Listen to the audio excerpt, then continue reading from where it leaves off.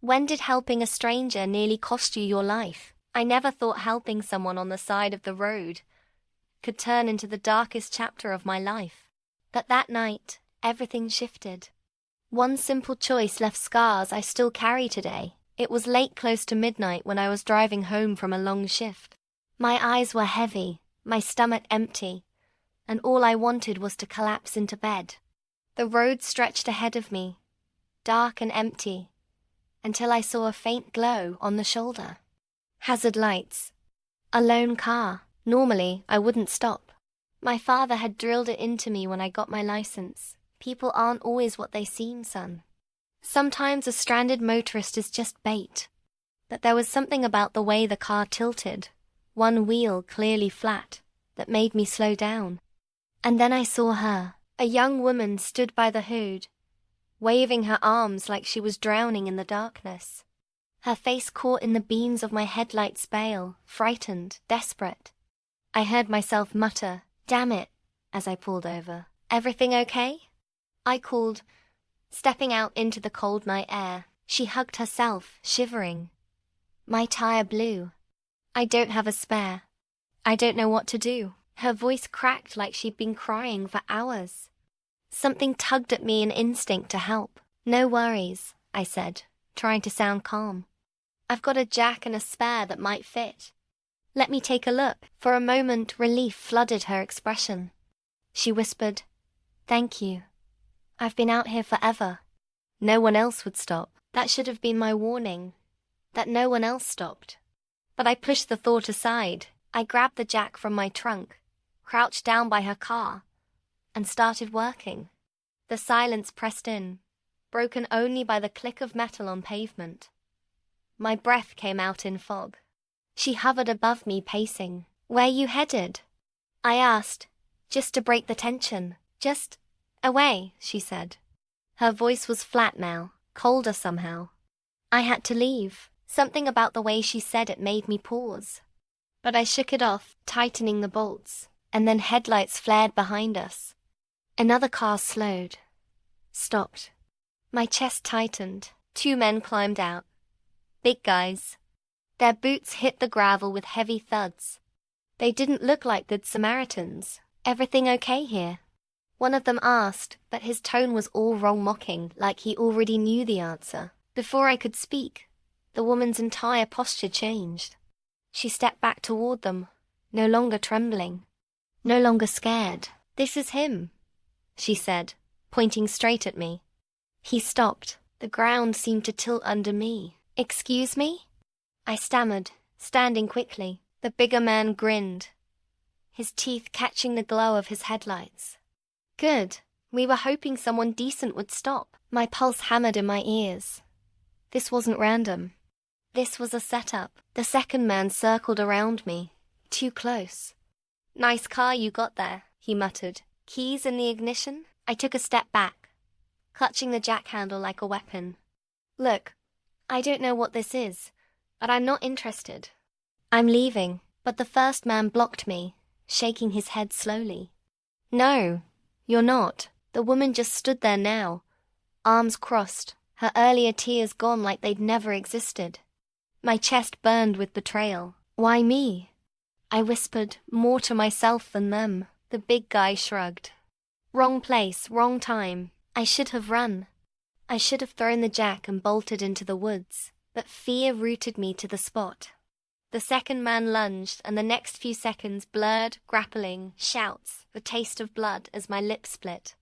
I swung the jack, catching his shoulder, and he roared in pain. Adrenaline tore through me, but so did terror.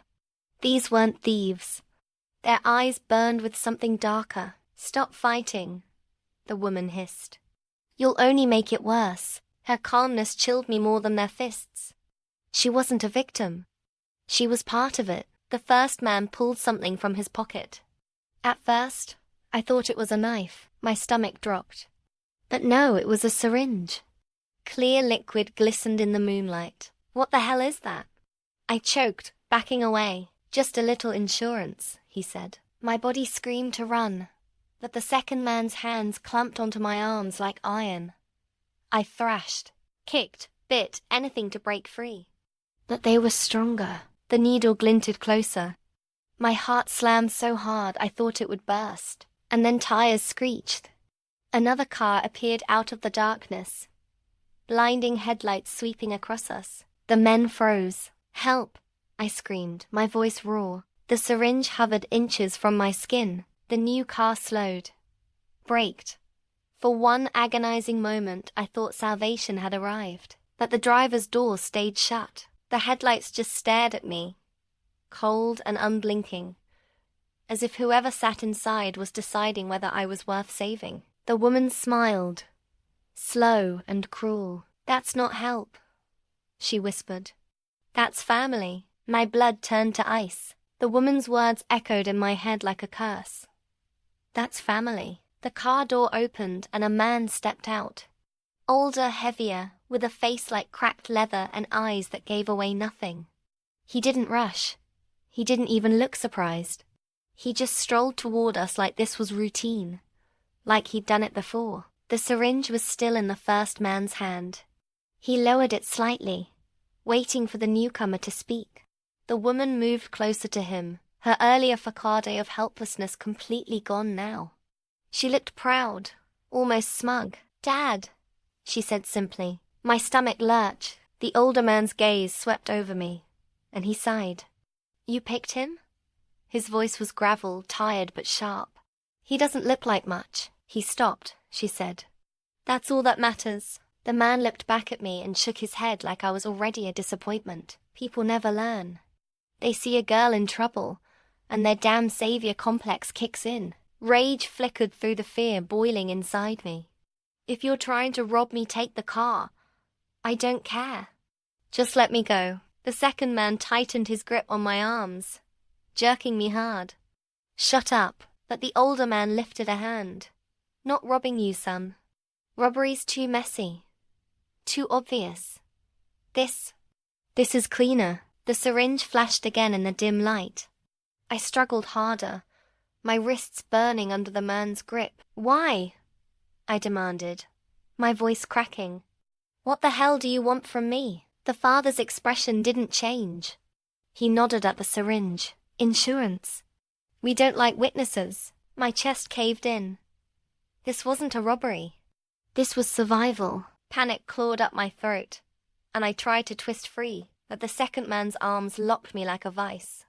He was enjoying this, his breath hot against my ear as he hissed, "Keep fighting.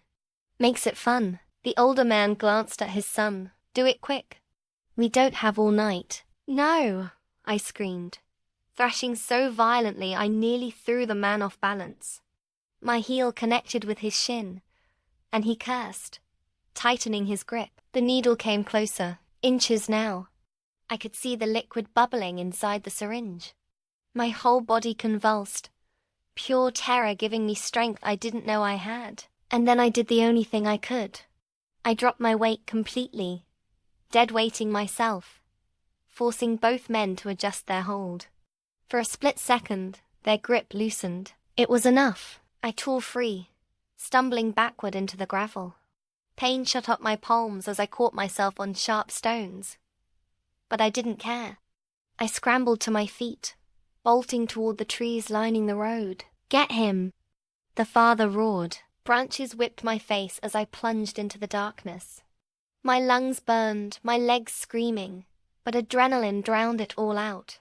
Behind me, boots pounded against dirt and leaves. Shouts tearing through the night. "Left." He went left. I didn't dare look back, I just ran. My heart jackhammered, every breath a knife. The forest swallowed me whole, the moonlight barely reaching through the canopy. Then a root caught my foot. I hit the ground hard, pain exploding in my ribs. The wind whooshed out of me. I tried to push up, but a shadow loomed. The woman, she wasn't even out of breath. She stood above me, eyes wild, mouth twisted into something between a grin and a snarl. "You don't get it," she hissed. "You were supposed to help. That was your mistake." She lunged. Her hands clawed at me, nails digging into my skin as she tried to pin me down. I shoved back with everything I had, rolling just as she slammed her fist into the dirt. Her scream echoed through the trees, feral, unhinged. Footsteps thundered closer. The men, desperation flared white-hot inside me. I spotted a rock, jagged and heavy, inches from my hand. I grabbed it and swung blindly. It connected with a sickening thud. The woman shrieked, collapsing sideways. My stomach twisted at the sound, but I didn't stop to see if she was down. I ran. Branches tore at my arms and face, blood streaking hot across my skin. My body felt like it was breaking apart, but I pushed harder, driven by the image of that needle, by the thought of waking up tied somewhere dark and never leaving. The forest opened suddenly, spitting me out into a clearing. And there through the trees I saw it, a cabin. Its windows glowed faintly with warm light. Salvation. I sprinted toward it, every ounce of me screaming for safety. I pounded on the door with both fists, shouting, "Help! Please, you have to help me!" Inside, movement. A shadow. Then the door creaked open. An old man stood there. Hair white, eyes cloudy but alert. He looked me over, sweat, blood, wild eyes, and his face tightened. "What the hell's going on?" He demanded. "They're after me," I gasped. "Please lock the door. Call the police." But before he could answer, before he could even close the door, a voice rang out from the woods. "Don't let him in." It was the woman, and the old man's expression changed. Like he knew her, like he'd been expecting me. The old man's hand froze on the doorknob. His eyes flicked past me, toward the tree line, where the woman's voice still echoed. "Don't let him in." She screamed again. My breath hitched. My whole body shook as I realized his hesitation wasn't confusion. It was recognition. He knew her. The old man's face hardened. "Inside," he barked. For a second, relief washed through me until I noticed his tone. It wasn't protective. It was commanding. Still, I stumbled across the threshold, desperate for any barrier between me and the darkness outside. He slammed the door shut, slid a heavy wooden bar across it. The thud reverberated through the cabin. I pressed my back against the wall, sucking in ragged breaths. "Thank you. Please call the police." They tried to, but he cut me off. Quiet. His cloudy eyes drilled into me. "Do you have any idea where you are, boy?" I shook my head, fear climbing higher. He didn't wait for an answer. He shuffled across the room, lifted the curtain just a fraction, peering out into the night. "Damn kids," he muttered. "Always stirring trouble." My stomach twisted. Kids. He meant them. He meant her. "Sir," I tried again, forcing the words through my dry throat. "They attacked me. One of them had a syringe." He turned sharply. "And you thought running here was smart? You brought them to my door." His anger crackled like static. "I didn't know." I protested, panic rushing in. "I just saw the light. I thought you could help." The old man's jaw clenched. For a moment, I swore I saw something flicker in his eyes, not sympathy, but weariness. Like he'd seen this before. Too many times. A pounding rattled the door. "Dad," the woman's voice. Louder now, closer. "Open up. He doesn't belong there." "Dad." The words slammed into me like a hammer. My chest heaved. The woman outside. This old man wasn't just some neighbor. He was hers. Their father. My eyes darted around the cabin, desperate. A fireplace, its embers glowing faintly. A table cluttered with tools. A shotgun mounted above the mantel. My voice came out in a hoarse whisper. "She called you Dad." He didn't deny it. He just turned away, pulling the curtain closed again. Should have known she'd drag trouble here. My legs trembled. "She tried to kill me." The old man's face darkened. "She don't know any better." "What?" He looked at me like I was the fool. "It's what they do. Lure people. Bring 'em here. Always been that way." My mind reeled. Always been that way. This wasn't random. This was a pattern. The pounding grew harder. "Dad, don't protect him." "He's nothing. Let us in." The old man gritted his teeth, then turned to me. His voice dropped low. "You want to live. Then listen. Don't fight. Don't beg. Just stay real quiet. I stared at him, horror seeping into my bones.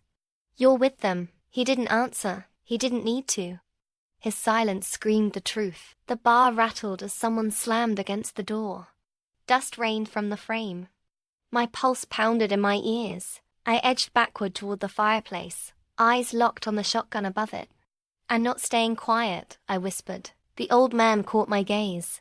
For a heartbeat, his expression cracked something like pity. Then he shook his head. "Don't. You'll only make it worse." The wood splintered. A man's voice shouted from outside. "We're coming in, old man. Don't stand in the way." The old man moved toward the door, slow, deliberate. I seized the moment. My hand shot up.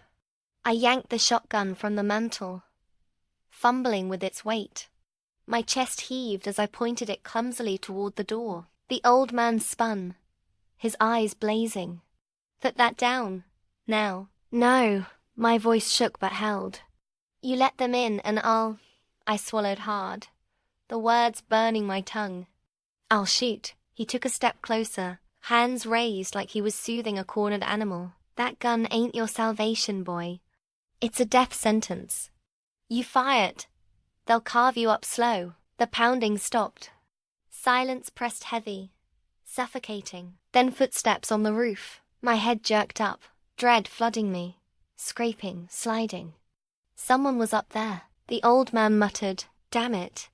He grabbed a poker from the fireplace, clutching it like a spear. Glass shattered. The window beside me exploded inward, shards raining across the floor.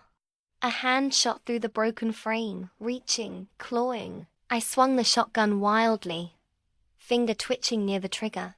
The old man lunged, shoving the barrel skyward just as it went off. The blast roared, deafening. Smoke and fire filled the cabin.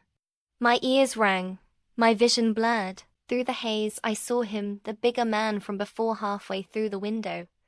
Teeth bared, eyes wild. He locked eyes with me, and his grin widened. "You're ours now." The world felt like it had shattered with that shotgun blast. My ears rang so loudly that every sound was muffled, like I was underwater. Smoke hung in the cabin, acrid and thick. Through the haze I saw him, the bigger man, halfway through the broken window, glass embedded in his forearm, blood dripping in dark lines down his skin. And still he grinned. The old man moved first. With surprising speed, he drove the fire poker straight into the intruder's chest. The man howled, jerking back violently, crashing against the outside wall. His laughter turned to a wet cough, but before I could even process what I'd just seen, the door shook violently, the bar across it groaning under the impact. "They're inside already," the old man barked. "Move." I stumbled backward, clutching the shotgun like a lifeline. My hands shook so badly I wasn't sure I could even reload it. My brain screamed at me to run, but there was nowhere to go. The cabin was boxed in, surrounded. The pounding on the door grew louder, faster. Then a crack. Splinters shot across the floor as the frame gave way. "They'll kill us both," I gasped. The old man's cloudy eyes flicked to mine. "Boy, you're just the latest. You think you're the first one to get caught in their game." His words sank in like knives. "The latest. Not the first. How many?" I whispered, my throat tight. His jaw flexed. He didn't answer. The door buckled again, hinges screaming. My heart raced so hard it hurt. "I can't die here," I muttered, more to myself than to him. My hands tightened around the shotgun. The old man sighed, heavy and resigned. "Then you better be ready to kill." The door exploded inward. The bar snapped in two. The second man, the one who had pinned me on the roadside, burst through, his face twisted with rage. Behind him, the woman slipped in, eyes gleaming in the firelight. I raised the shotgun. My whole body trembled. "Don't," she said softly, stepping forward, her hands raised like she was approaching a wild animal. "You don't want this. You don't want to be like us." Her voice was calm, almost soothing. My finger hovered on the trigger. sweat dripping into my eyes. The second man moved suddenly, lunging straight at me. Instinct took over. I fired. The blast tore through the cabin, slamming him back into the wall. He crumpled, a raw howl ripping from his throat. Silence followed, deafening. My arms shook so hard I nearly dropped the weapon. The woman stared at me, her face pale but unreadable. For the first time, her mask cracked, not fear, something else. Fascination. "You did it," she whispered. "You finally did it." My stomach twisted. The way she said it, it wasn't horror. It was almost delight. The old man grabbed my arm, yanking me toward the back of the cabin. "Move." But I resisted, my eyes locked on her. "What do you mean, finally?" Her lips curved into the faintest smile. "That's how it starts." The words chilled me deeper than the winter air outside. The old man dragged me toward a trapdoor hidden beneath a rug. He kicked it open, revealing a ladder descending into darkness. "In," he ordered. I shook my head violently. "I'm not climbing into some hole." The front of the cabin erupted in chaos. The second man, impossibly, staggered back to his feet. Blood soaked his shirt, his breathing ragged, but his eyes still burned with fury. He snarled, "You think one shot stops me?" The old man shoved me hard toward the ladder. "You'll thank me later. Go." I hesitated only a second before climbing down, my boots hitting dirt. The old man followed, pulling the trapdoor shut above us. Darkness swallowed everything. The only light came from a single dangling bulb. The basement smelled of earth, damp and moldy. But what froze me wasn't the smell. It was the walls. Dozens of scratches covered them. Names, carved deep into the wood. Dates. Some fresh, some so old they'd almost faded. I ran my fingers across one, my chest tightening.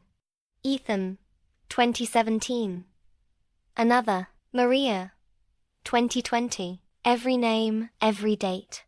A mark of someone who hadn't walked away. My knees buckled. What the hell is this place? The old man's voice was gravel. Graves don't always need dirt. The banging above us started again, boots stomping across the floorboards. They knew where we'd gone. They always did. The old man moved to a shelf in the corner, pulling out a rusted revolver. He pressed it into my shaking hands. "You're in it now, boy," he said. "There's no going back." My hands trembled as I looked at the revolver, then at the names scratched into the wall. I whispered, barely audible, "Am I going to end up another one of these?" The old man's cloudy eyes held mine. "That's up to you." And then the trapdoor above us creaked. Slow, deliberate. They'd found the way in. The creak of the trapdoor above us was like a countdown. Slow, taunting. Each inch it opened sent dust raining into the basement, falling on my face like ash. My grip tightened on the revolver, but my hands shook so hard I could barely keep it steady. The old man's voice was a whisper. "Keep it pointed up. Don't fire unless you have to." I swallowed hard, my throat raw. "They're coming down here, aren't they?" He didn't answer. He didn't need to. The shadows shifting through the cracks in the wood told me everything. The trapdoor slammed open. The woman's face appeared, framed in the dim light. Her smile was wide, unsettling. "There you are," she purred. She swung her legs down, climbing onto the ladder like she was descending into her own kingdom. Behind her, the bigger man's bloodied figure loomed, and I realized with horror that he wasn't dead. Shotgun blast or not, he was still moving.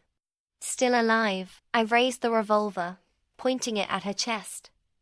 "Stay back," I shouted, my voice cracking. She paused on the ladder, tilting her head. "Go ahead," she whispered. "Do it, pull the trigger." Her calmness made my stomach churn. She wanted me to fire, like it was part of some game. The old man grabbed my wrist, forcing the barrel down. "Don't waste a bullet on her," he hissed. "She's not the one you need to worry about." The woman laughed softly and dropped the rest of the way down, landing cat-like on the dirt floor. Her boots crunched against the earth as she straightened. She looked at the carvings on the wall, running her fingers across one of the names like she was stroking an old scar. "You see them? she asked me. They all thought they'd escape. Thought they were different. But they weren't. You won't be either. My stomach flipped. Why are you doing this? I demanded.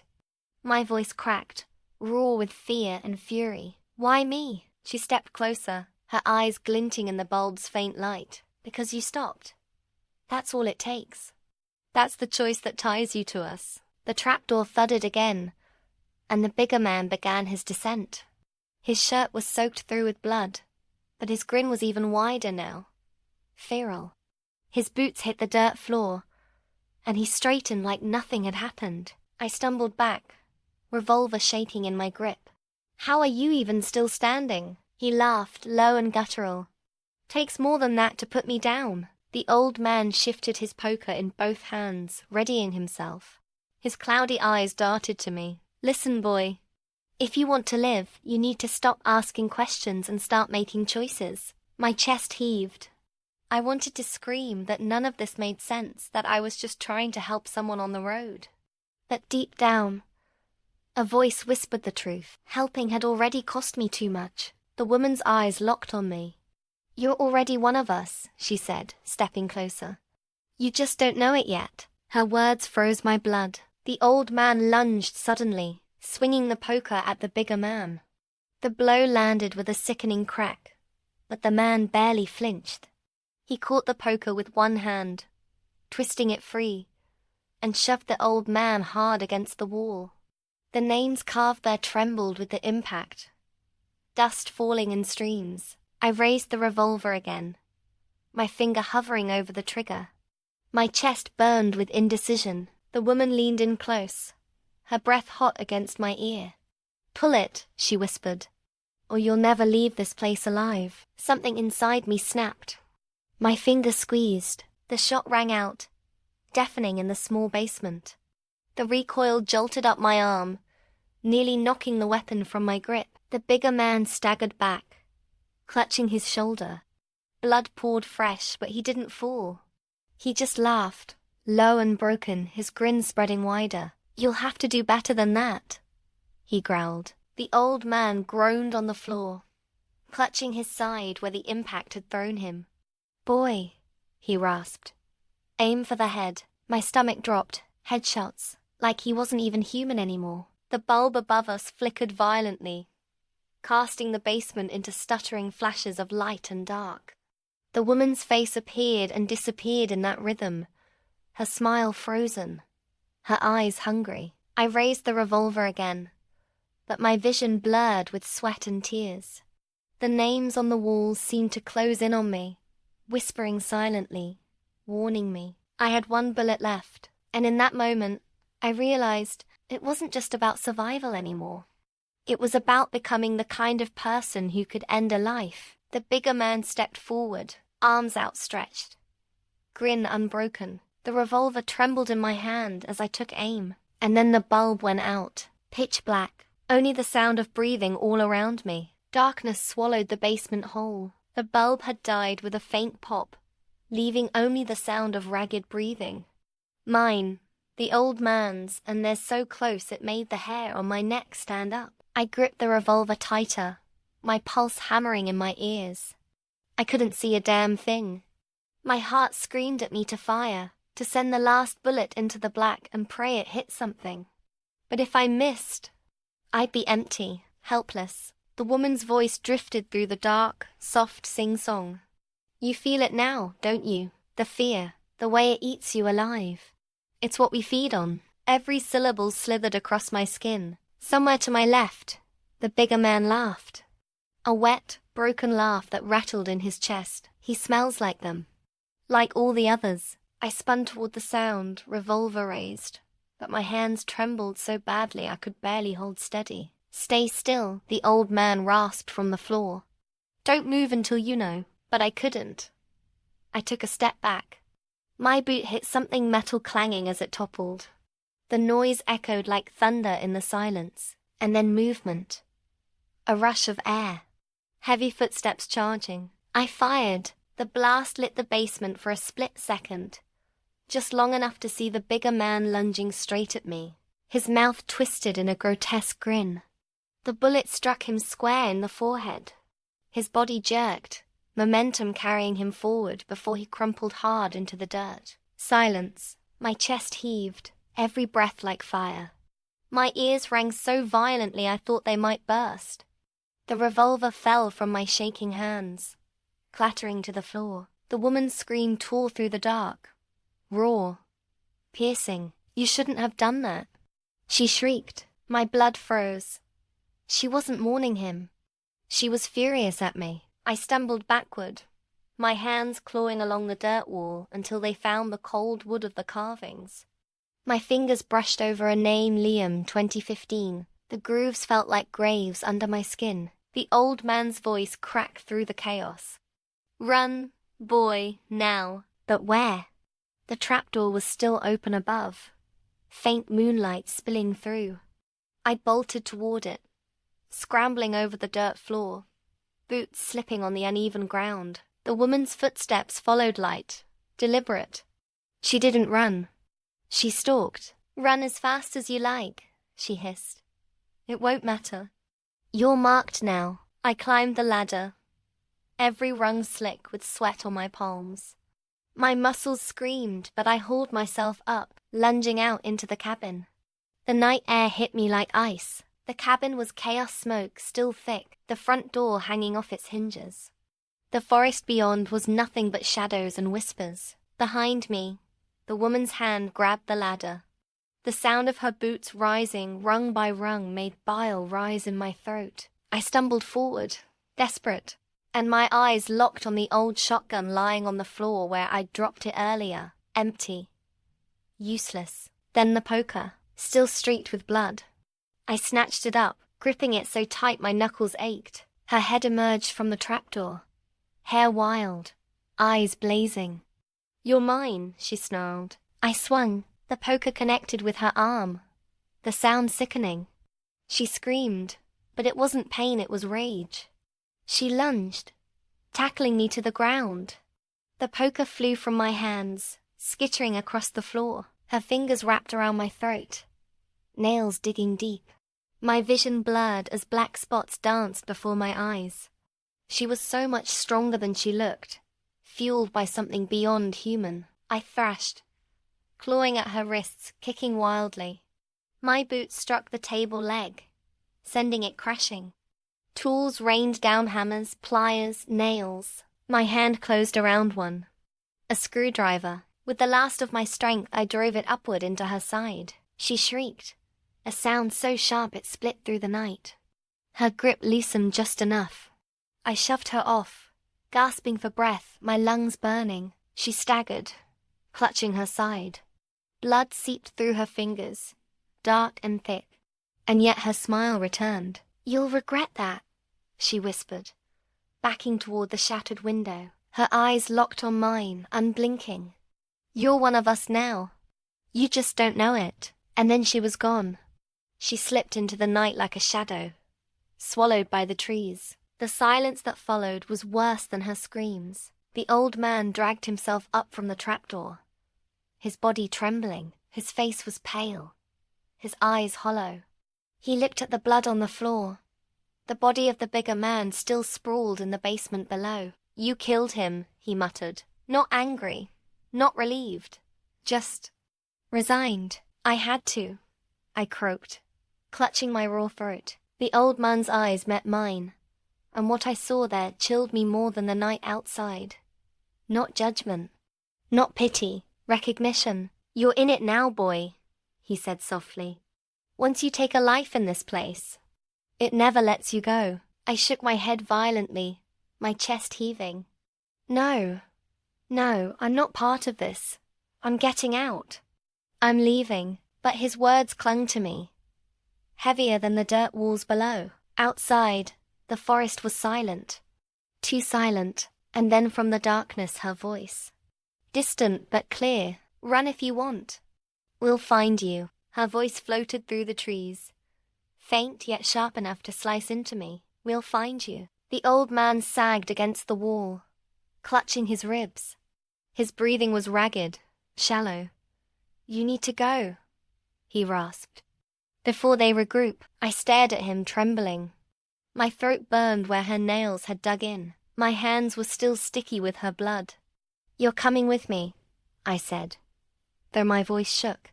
"You know what this is. You know how to survive." He gave a hollow laugh that ended in a cough. "Son, I've been surviving this longer than you've been alive. You don't survive it by running." The words made my stomach twist. What does that mean? He looked at me with those cloudy eyes. Resignation etched deep into his face. "It means you don't escape. You just delay." "No," I muttered, shaking my head violently. "No, I'm not staying here." "I'm not." A sound cut me off, the crunch of leaves, the snap of a twig. Footsteps circling the cabin. I froze. The forest wasn't silent anymore. It was alive with movement. The old man grabbed my wrist with surprising strength. "Listen to me. Don't fight them out there. Get to the road. Find someone. But if you hesitate, they'll take you back." His words echoed like a commandment. A window shattered. A rock clattered across the floorboards. I jumped back, heart hammering. Laughter followed, cruel and echoing, bouncing through the trees. Hers. I bolted. I couldn't stay in that cabin another second. The front door hung crooked on its hinges, but I shoved past it, bursting into the night. Cold air slammed into me, thick with pine and damp earth. The moon lit a faint path through the trees, just enough to run. And I ran. Branches whipped at my face, roots clawed at my boots, but I didn't care. My chest heaved, lungs tearing with each breath. My only thought was distance. "Get away." Behind me, her voice sang through the night. "Faster, faster, or you'll never make it." I stumbled, nearly falling, but forced myself onward. My legs screamed, my throat burned. My heart felt like it would rip from my chest. Then the sound of an engine. I skidded to a halt, straining to listen. Yes, faint, but real. A car. Somewhere ahead. Hope surged. I crashed through the underbrush, ignoring the pain in my legs, the scratches on my arms. The trees thinned, the road opening before me like salvation. Headlights. A truck approached, rumbling slowly down the desolate stretch of asphalt. I stumbled into the road, waving my arms desperately. "Stop! Please, help me!" The truck braked hard, tires screeching. The driver leaned out the window, a middle-aged man with a beard and a baseball cap. His eyes widened at the sight of me, bloodied, shaking, wild. "What the hell happened to you?" he asked. "No time," I gasped, rushing to the door. "Please, just drive." "They're coming." He hesitated only a second before unlocking it. I yanked the door open and scrambled inside, slamming it shut. The warmth of the cab wrapped around me, surreal after the freezing night air. For a moment, I thought I'd made it. I thought I'd actually escaped. Then I saw the necklace hanging from his rearview mirror, a small pendant, rusted, familiar, the same symbol I'd seen carved into the basement walls. My stomach dropped into ice. The driver noticed my stare. His smile spread, slow and deliberate. "Looks like they were right," he said softly. "You are special." Panic erupted in me like fire. My hand reached for the door handle, but the locks clicked down before I could pull. The driver's grip shot out, clamping onto my arm with bruising force. His eyes gleamed in the dashboard light. "Running's pointless, son. You're already marked." I yanked, kicking at the door, at him, at anything. "Let me out. Let me out." He didn't flinch. "You'll understand soon. You're part of it now." "We all are." The truck engine roared as he pressed the gas, the forest whipping past in a blur. My breath came in sharp, panicked bursts. Every mile we drove felt like a nail sealing me into a coffin. Then a shape appeared on the side of the road. Her, standing there, blood still seeping from her side, her smile wide and terrible. She lifted her hand slowly, fingers curling in a beckoning wave. The driver slowed. My scream tore through the cab. "Don't stop. Don't you dare stop." But he was already pulling over, eyes never leaving hers. And in that moment I realized this wasn't chance. It was a web. And I had been caught from the very start. The truck rolled to a stop. The passenger door clicked open by itself, and she stepped in. The door swung open like it had been waiting for her. She slid into the cab, calm, composed as though she hadn't just chased me through the woods like a predator. Her hair clung damp to her face. Her bloodied shirt stuck to her skin. But her eyes, those eyes burned with triumph. The driver didn't say a word. He just kept his eyes on the road, putting the truck back into gear. I pressed myself against the door, clawing at the handle, but it refused to budge. The locks were mechanical, heavy, unyielding. "You run fast," she said softly, settling into the seat as if she owned it. Her voice was steady, almost tender, but it only made the terror sink deeper. "That's good. We like when they run." I spat the words out, my voice hoarse. "What do you want from me?" She tilted her head, studying me like a scientist studying prey. "We don't want. We take." "That's the difference." I shook my head violently. "I'm not one of you. I'll never be one of you." Her lips curved into a smile. "You already are." She leaned closer, her breath hot against my ear. "You killed him." "That's the first step." My chest constricted. Images of the basement flooded my mind, the bigger man crumpling to the dirt. The revolvers recoiled, jolting up my arm. The names scratched into the walls. My stomach lurched. "I had no choice," I whispered. Her smile widened. "Exactly." The driver finally spoke, his voice low, steady, almost fatherly. "That's how it always starts. You think you're different. You think you're a victim. But once you spill blood, the ground claims you." I stared at him in horror. "Ground? What the hell are you talking about?" The woman chuckled. "He doesn't know." The driver's hands tightened on the wheel. "This forest, these roads, they don't let go. Every name on those walls, every scream buried under the dirt, they're part of it now. And so are you." "No," I choked. My fists pounded against the glass of the window, the sound muffled by the roar of the engine. "I'll get out. I'll tell someone." "The police." The woman's laugh cut me off, sharp and cruel. "Police? Do you really think they don't know? Do you think people just vanish out here without someone noticing?" The driver's voice was almost gentle. "They notice. They just don't care. Some of them even bring us the strays." My heart crashed against my ribs like a sledgehammer. My mind screamed, "No, no." I lunged for the steering wheel, desperation overriding fear. If I couldn't escape, I'd crash us all. But the woman was faster. Her hand shot out, grabbing a fistful of my hair, yanking me back so hard my vision blurred. "Not yet," she hissed. "You're not ready." Tears burned my eyes, hot and angry. "Why me?" My voice cracked, breaking into sobs. "Why did you pick me?" Her face softened for just a moment, almost tender, almost human. "Because you stopped." Those words again. A curse. The truck turned down a narrow dirt road, trees arching overhead like twisted ribs. The headlights carved tunnels of light through the dark. My stomach churned as dread coiled tighter and tighter inside me. "Where are you taking me?" I demanded, though my voice was barely more than a whisper. The driver didn't answer, but the woman did. "Home." The word landed like a death sentence. We drove deeper into the woods until the trees parted, revealing a clearing. My breath caught. Cabins, dozens of them. Some old and rotting, others new and sharp, their windows glowing with faint yellow light. Figures moved between them, shadows, carrying tools, dragging shapes too large to be deer. My stomach flipped when I realized those shapes weren't animals. The truck stopped in the center of the clearing. The driver killed the engine. Silence fell, heavy and suffocating. The woman leaned close, her voice a whisper meant only for me. "This is where you belong now." The driver turned, his eyes boring into mine.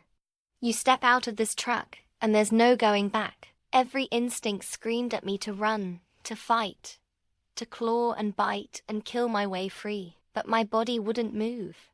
Fear held me still, pinning me like an insect under glass. The door opened, Hands reached in rough, calloused, dragging me out into the cold night. I stumbled onto the dirt, surrounded by faces. Some young, some old, all marked with the same haunting emptiness. They stared at me with hollow eyes, silent, waiting. The woman stepped out beside me, her hand pressing against my back like a shepherd guiding a lamb. "Look at them," she whispered. "Every one of them thought they could leave. Every one of them thought they were different." The driver climbed out, slamming the door shut. His voice carried across the clearing. Tonight, another joins us. The crowd stirred, murmurs rising like the hiss of snakes. And then one voice cut through the noise. "You don't have to." I spun, my chest tightening. It was the old man. He stood at the edge of the clearing, leaning heavily on the poker, his body battered, his face pale, but his eyes burned with a fire I hadn't seen before. "You don't have to be part of this," he said, louder now, his voice breaking. "Fight it, run, end it." The crowd fell silent. All eyes turned to me. The woman's hand tightened on my back, nails pricking through my shirt. "Choose," she whispered, and in that moment I realized the truth. It wasn't just about survival anymore. It was about what I was willing to become. The clearing pulsed with silence, broken only by my ragged breathing. Every hollow eye in that crowd stared at me, waiting, judging. The old man's words echoed like a lifeline. Fight it, run, end it. But the woman's nails dug deeper into my back, anchoring me to her side. Her voice was velvet and venom all at once. "Don't listen to him. He's weak. That's why he's still stuck here. You don't want to be like him, do you?" I swallowed hard, sweat dripping down my temples. My legs trembled, ready to bolt, but the crowd formed a ring, their silent presence like a cage. The old man staggered forward, every step a struggle. "You've still got a choice, boy," he croaked. "You spill blood, you keep going, and this place swallows you. Or you break the chain." The driver stepped between us, his expression grim. Don't fill his head with lies. He already chose when he pulled that trigger. He's one of us now. The crowd murmured in agreement, a low ripple of voices. The sound crawled over my skin like ants. My mind screamed in chaos.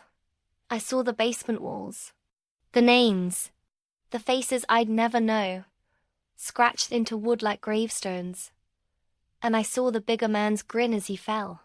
The moment the bullet pierced his skull, was that the moment the forest had claimed me? The woman leaned in, her breath warm against my ear.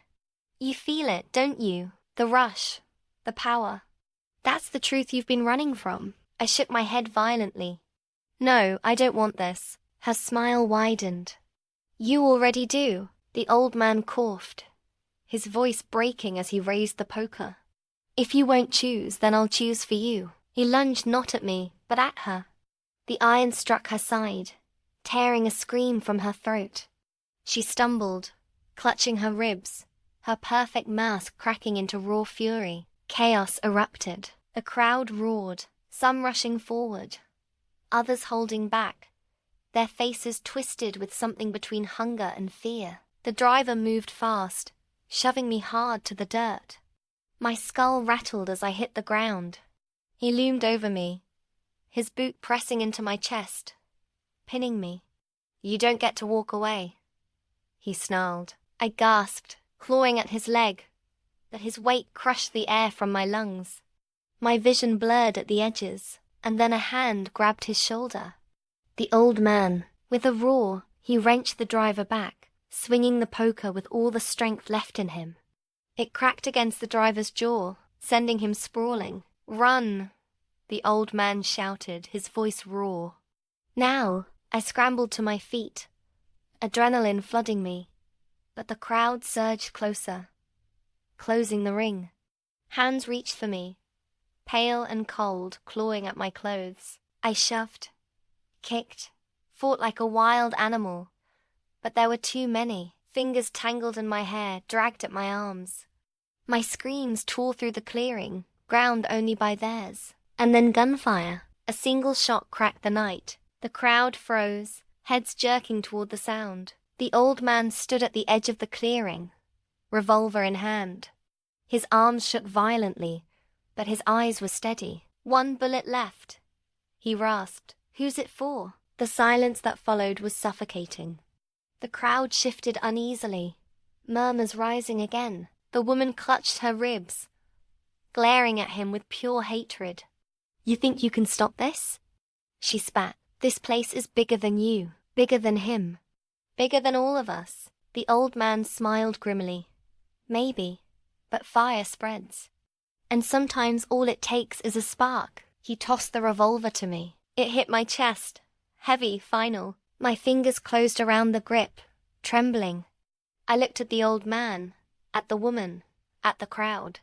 My chest heaved with the weight of the choice pressing down on me. Her voice slithered into my ear again, sweet as poison. "Do it. End him. Join us." The old man's eyes met mine, weary but resolute. Or end her. End it. The clearing seemed to hold its breath. Every figure leaned closer, waiting, hungry for my choice. My hands shook as I raised the revolver. My heart pounded so violently I thought it might tear free. I aimed, and in that moment, I knew whoever I pulled the trigger on, my life would never be the same. The woman's smile stretched, confident, certain of my decision. The old man stood tall, unflinching, even as the barrel pointed his way. The crowd murmured, their whispers blending into a chant I couldn't understand, a rhythm that beat in time with my racing heart. My finger tightened on the trigger, and then a shadow moved at the edge of the clearing. Another figure. Not hers, not his. Someone else was here, watching. The revolver shook in my grip as I swung toward the darkness, and a voice cut through the night, calm and steady. "You don't have to choose their way." The voice was steady, cutting through the fevered murmurs of the crowd like a blade through cloth. "You don't have to choose their way." Every head turned.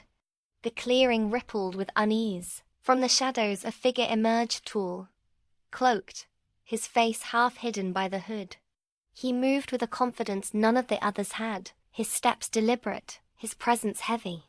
Even the woman's smile faltered when she saw him. The driver muttered something under his breath, his voice tinged with fear. The crowd parted instinctively, making space as though he carried some authority greater than theirs. My chest heaved, revolver still shaking in my hands. I aimed it wildly between the old man, the woman, the hooded figure, my mind splintering under the weight of it all. "Who the hell are you?" I demanded, my voice breaking. The hooded man stopped just inside the circle of firelight. His eyes, pale and unblinking, locked on mine. The only one who walked away. The words hit like thunder. The old man's breath caught. The woman hissed, her nails curling into her palms. "Liar," she spat. "No one leaves." But the hooded figure didn't flinch. I did, and so can he. The crowd stirred, their whispers swelling. Some looked angry, others uncertain, a crack forming in their silence. I staggered back, shaking my head. "I don't understand." "I killed him." My voice broke, choked on the memory. "She said that means I'm one of you." The hooded man's gaze softened. "That's what they want you to believe. Blood ties you, yes. But choice breaks chains." The woman's laugh split the night, sharp and brittle. "Choice? There's no choice. He already belongs to us. Just look at him. He's trembling, but he tasted it. He'll come back." "They all do." The old man raised his poker, his voice hoarse. "Don't listen to her, boy. End her. End this." The revolver felt like it weighed 100 pounds in my hands. My finger itched on the trigger, sweat stinging my eyes. The hooded man stepped closer, lowering his hood. His face was scarred, aged beyond his years, but his eyes, there was something alive there, something human. "You don't have to shoot anyone. You just have to walk away, right now. Don't look back." The woman shrieked, lunging toward him. "He won't leave." "He can't." The crowd surged, torn between frenzy and hesitation. Their hollow eyes darted between her, the old man, and me. The forest itself seemed to hold its breath. I lifted the revolver, aiming at her chest. My finger hovered. She stared back at me, daring me, wanting me to do it. But then I remembered her words in the basement. That's how it starts. Killing her wouldn't free me. It would anchor me deeper. My arm shook violently as I swung the gun away from her, toward the dirt at my feet. No, I whispered. Her smile collapsed into rage.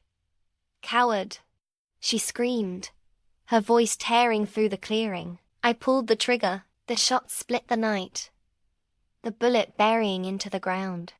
The recoil nearly knocked me back, but when the smoke cleared, I still stood. The revolver was empty. The woman shrieked, clawing at her hair. No, that's not how it works. The hooded man's voice thundered. It is if he chooses it to be. The crowd faltered. Some stepped back, their hollow eyes flickering with something I hadn't seen before: fear, doubt. The old man slumped to his knees, tears streaking his weathered face. Maybe he'll be the one. The woman roared and charged at me, her face twisted with hatred. For a split second I froze, certain she'd tear me apart. But she never reached me. The crowd caught her, dozens of hands shooting out, grabbing, pulling, dragging her down. She screamed, thrashing, but they didn't let go. Their murmurs rose into a chant, low and endless as they swallowed her into their mass. Her final scream ripped through the night, then silenced. The driver backed away, his face pale, his hands trembling. This isn't how it's supposed to end. The hooded man turned his eyes on him. One look was enough.